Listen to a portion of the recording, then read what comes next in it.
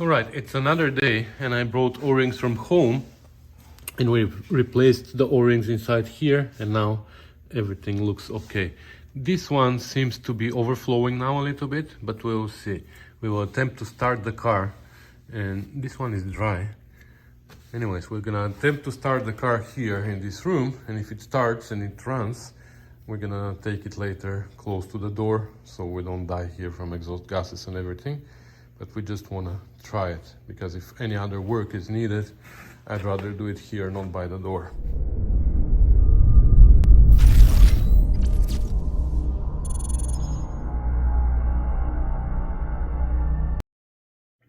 Alright, KJ is refilling the water because, well, not so much leaked, but a lot of it leaked out.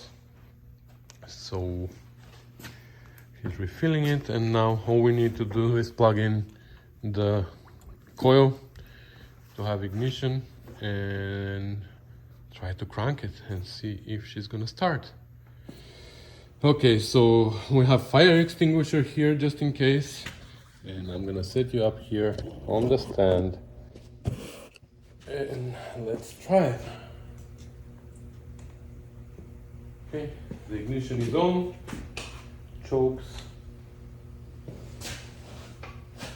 push the chokes in a little bit, and let's see. What the hell is that? Showed the cup I put for the... It's right behind, inside the... So it's too advanced, okay. So we should turn it clockwise. No, counterclockwise. Okay. Hopefully it's not gonna fly this time.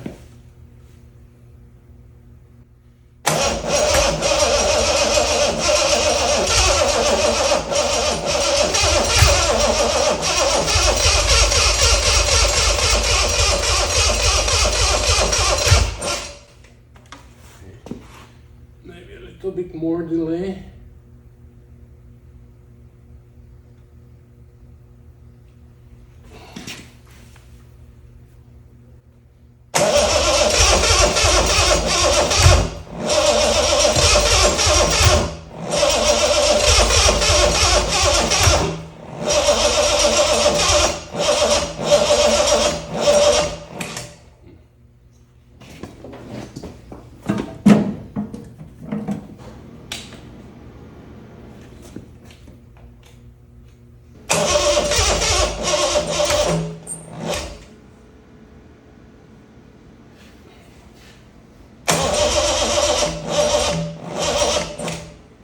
Okay, I'm gonna give it a break.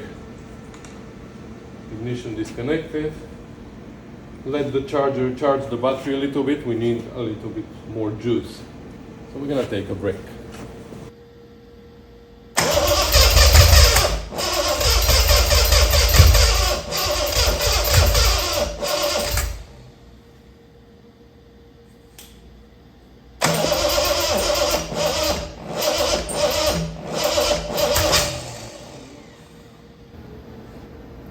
I don't think it's the battery, I think it's the starter that's giving us troubles.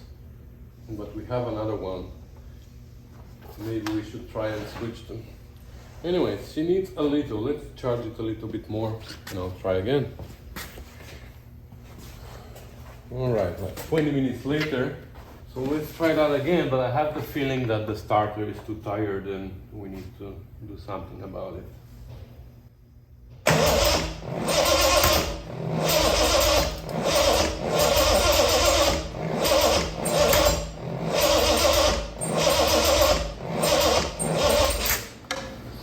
Feels a little bit of compression, it gives up. Okay, we're gonna do something about this starter. I have this one here, but the solenoid has been taken off, which means probably it's not good as well. And that's the only one that we have. Anyways, I'll think about it. Okay, so I tested this one and it spins, but that's without load, so let's see. So spins without load, but why was the solenoid taken off? I have the feeling that this was the 73 TR6 starter because it's painted. I think I painted this starter and then I tried it on the 73 and it wasn't very good, so I took the starter from this car actually, which was in boxes already. But why did I take the solenoid out? That's the weird part. Anyways, I'm gonna try. I'm gonna invest some time in it. I'm gonna take this solenoid, I'm gonna put on this starter, I'm gonna put this starter on the engine, and we're gonna try again. Okay, so we replaced the starter, we put the solenoid, I cleaned it a little bit and I put it on this starter, installed the starter, and I haven't tried it yet, so I wanted to do that with you guys. So let's check it out. Ignition is on, chokes, I don't know, halfway. Where is my wire? Here. Let's go. I knew it. This one is even worse. Yeah, it was taken out for a reason. Looks like we're not starting it today. Okay. Alright, it's another day and I took out all the spark plugs and cleaned them. They were actually pretty flooded from the first trial, so maybe that was the problem. Also, some of the gaps were a little bit too big, so I re-gapped them. I took the old starter again, I put the solenoid back on it. At least it is cranking because the other one didn't even crank. And I'm not really sure, when I took the spark plugs out and I started putting them back in, I think 2 and 3 were reversed. I'm not really sure if my firing order was correct the first time. So now I made sure that it is in the right order. Let me double check again, or triple check. 1, 5, 3, 6, 2, 4, right?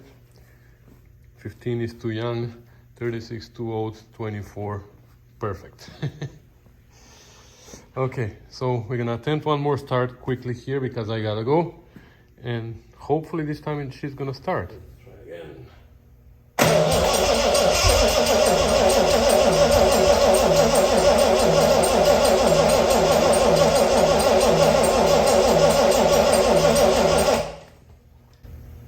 My timing is off completely. Come on, baby!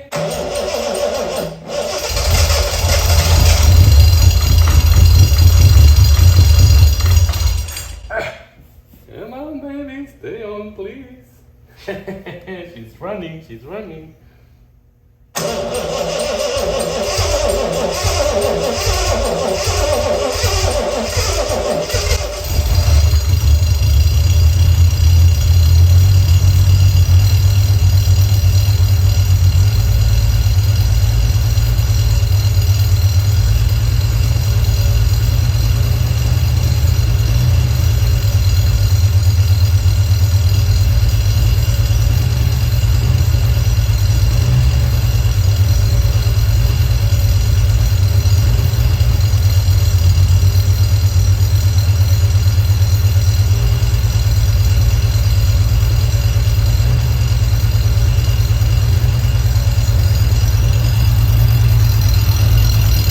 The alternator is making noises.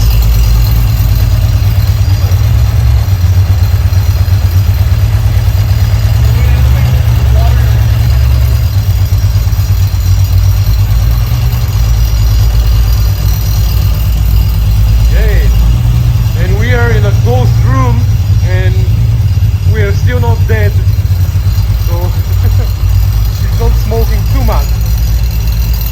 Yeah, this alternator, we ordered a new one, it's making noise. Yeah, she's running, she's running.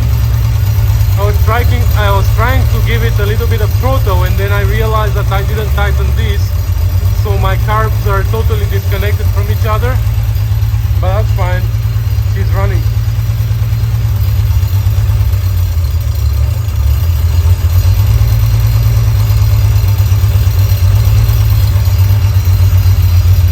Okay, we're gonna leave her alone for now. I'm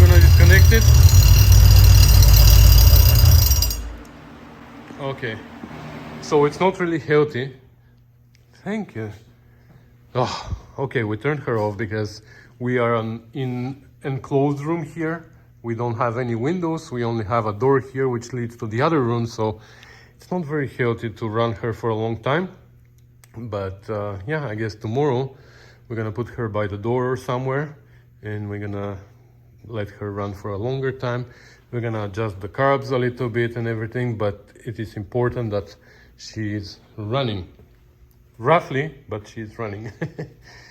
Yeah, we're gonna top up the coolant because now I guess we leaked out the water and everything. But yeah, I'm happy. Okay, so it's another day and I haven't done much on the car for the last few days.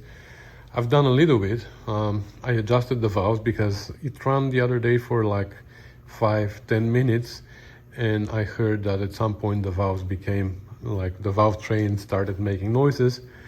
So I had to readjust them, and of course all of them were all over the place somehow. Like, I guess they saddled in their places, and I guess soon I'm gonna have to do that again. But anyways, so that's about everything that I've done. Oh, actually, I had another problem. I had an oil leak. I don't know why I didn't film those things, but anyways, I had an oil leak from here. Let me turn on the light.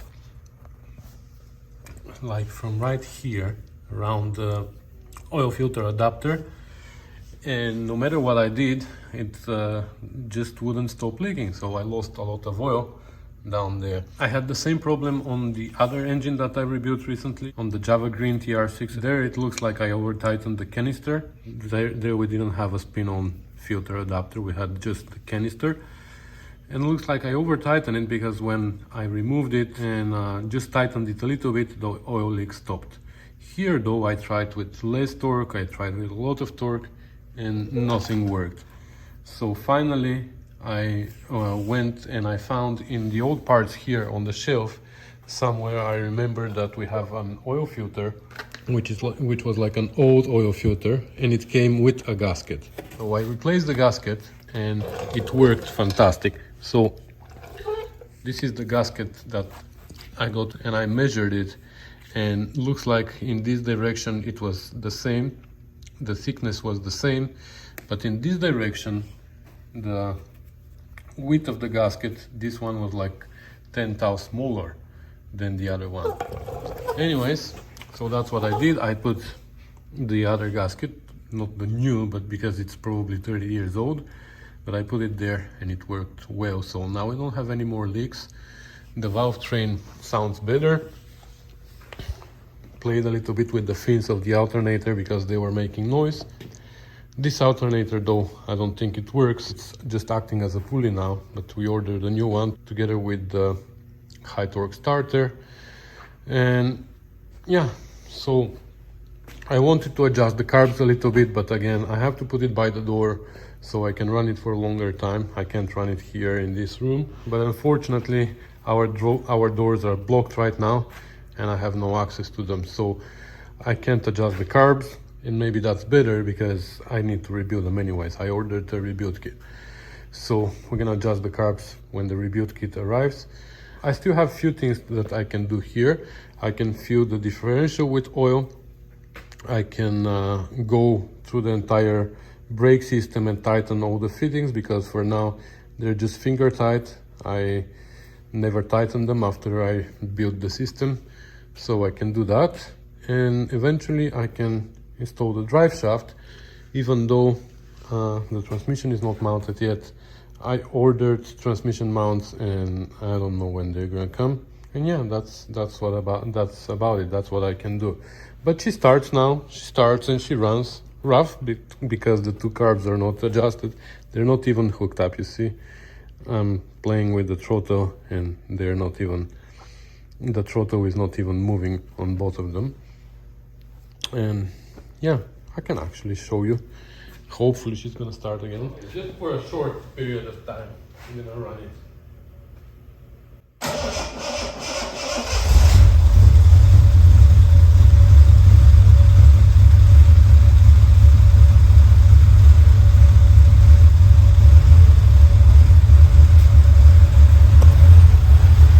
You see, she's rough, but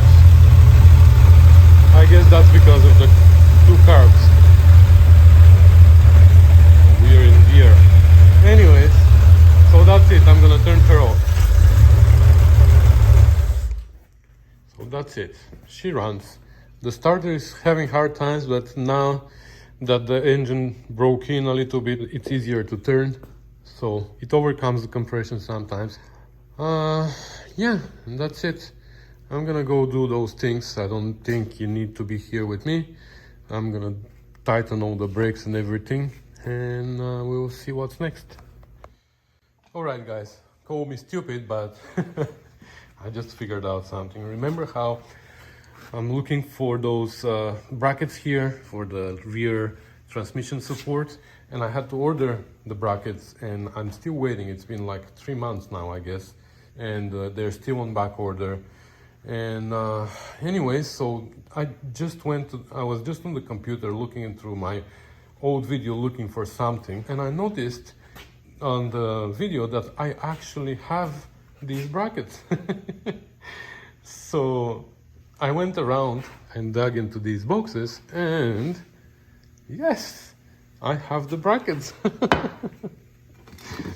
And probably, I'm pretty sure that some of you also noticed that in one of the videos, that when I was having here the flea market open, that I had these on the table.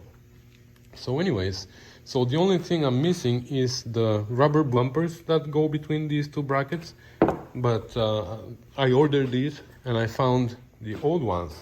So I think what I'm gonna do is I'm gonna put the old ones temporarily, just so I can mount the transmission wherever it is gonna be, so I can actually finish the exhaust, because for now I'm not mounting the exhaust permanently because I don't know the location, how far up or down it is gonna be. But with the old bumpers I can actually mount the transmission, and this way I can drop it down, because now it's too high and that also lifts the exhaust pipes. So I can drop it down and put it where it's gonna be, and that's gonna be perfect. Anyways, I still have things to do here, right? Alright, so this is how these go together. So this goes here, this goes here, this goes here.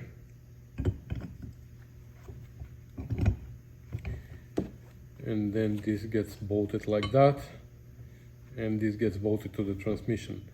So let me bolt these two together first.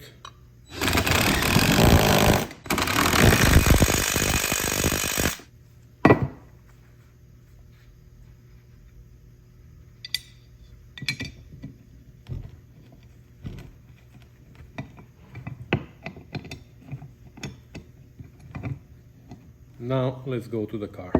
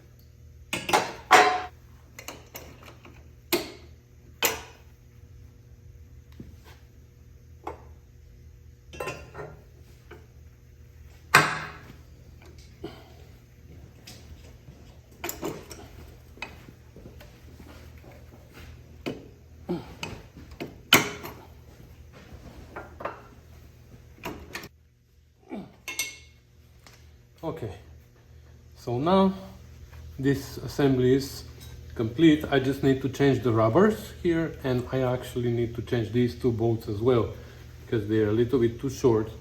But that's what I have for now, but I'm gonna change them because the last 2-3 threads are not going through the bolt, and I'd like to fix that. So this is done. Now I can deal with the drive shaft and the exhaust.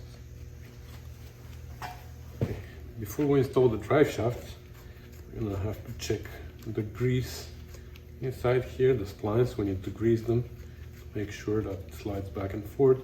Have to make sure that the U-joints are in a good shape, which I've checked them a long time ago. so they don't need to be replaced. Yeah, it's pretty well lubricated, but still, we're gonna put some more.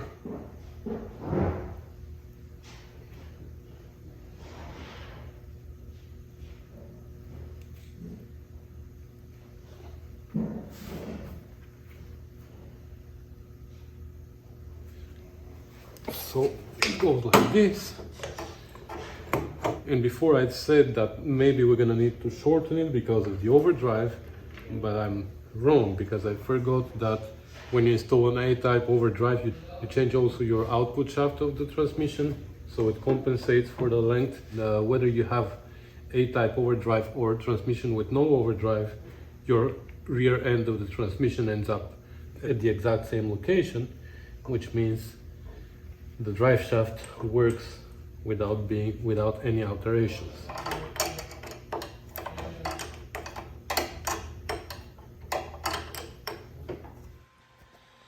Alright, the drive shaft is installed as well, and this completes the whole drivetrain. So again, I need to come back here, change these bolts and change the rubber bumpers, but everything else is complete. And now what's left, and that's gonna happen next time because it's kind of the end of the day today. I just need to fill the differential with oil. All brake lines and the fittings are now tightened. Only here we have the rear circuit and the front circuit open. Everything else, excuse me, everything else is ready to go. We still need to install the front brakes and the front brake pads, but I don't have the brake fitting kit. I ordered it. Excuse me. I ordered it and it's gonna come. We need some hangers for the exhaust as well that I ordered, because we need something for hanger over there. We need to figure out something because originally the exhaust pipes go only on that side, and there's a hanger between this hole here and there, but when the parts come we might duplicate them, or somehow we're gonna figure out how we're gonna mount this side as well. These hangers here are kind of in the middle of nowhere, but I guess we're gonna have to mount them to the body. We will see about that. Yeah, and we're running out of things to do here. We also need to rebuild the carbs, but again, I ordered the rebuilding kit. It's gonna come eventually at some point. So yeah, I don't know if this is gonna be a long or short video, but I'm just gonna end it here because I'm running out of things to do. So I wanna complete at least one video, and I'm gonna see you in the next one. Thanks for watching, guys. Bye.